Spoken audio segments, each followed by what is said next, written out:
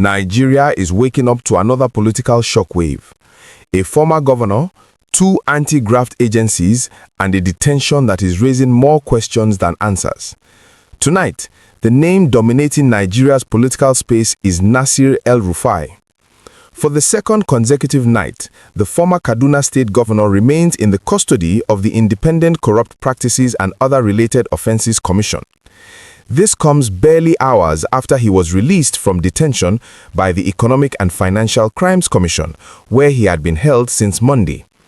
Released late Wednesday, rearrested immediately, transferred straight into Icpc custody. The speed and sequence of events have stunned many across Nigeria.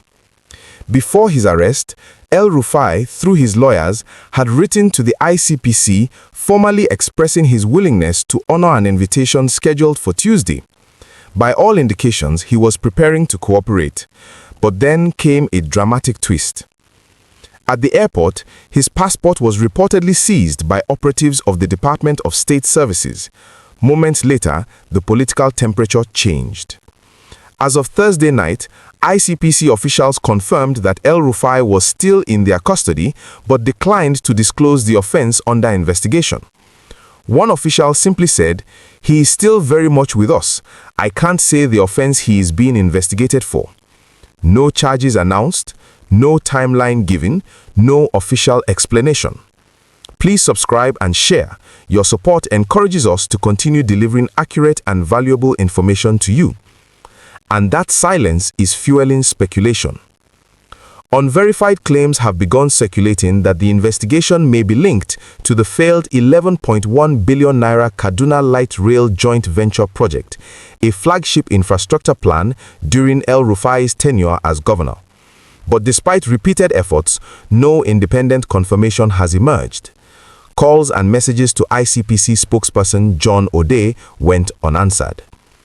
In Nigeria's charged political climate, uncertainty often speaks louder than facts.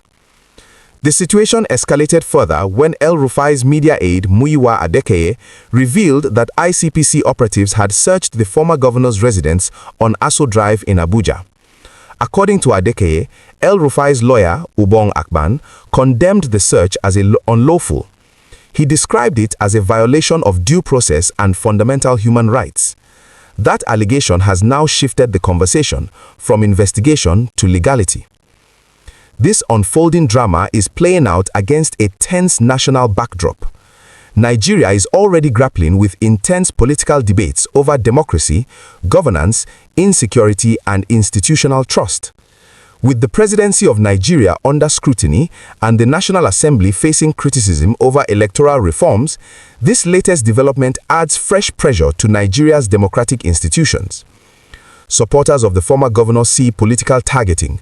Critics argue no one is above the law, and millions of Nigerians are watching closely. Anti-corruption agencies insist their actions are lawful and guided by evidence, not politics. If handled transparently, this case could reinforce accountability and strengthen public confidence in Nigeria's institutions.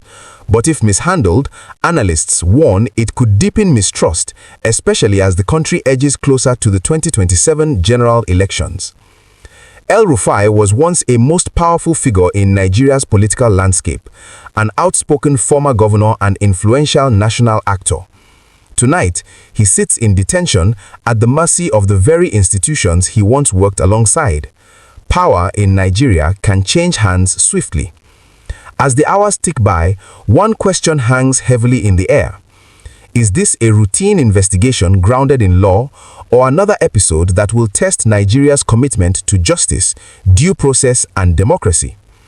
Until the Icpc speaks clearly, the silence will continue to echo and Nigeria will continue to wait. Don't forget to subscribe and share. Your support means a lot and motivates us to continue serving you with trusted information.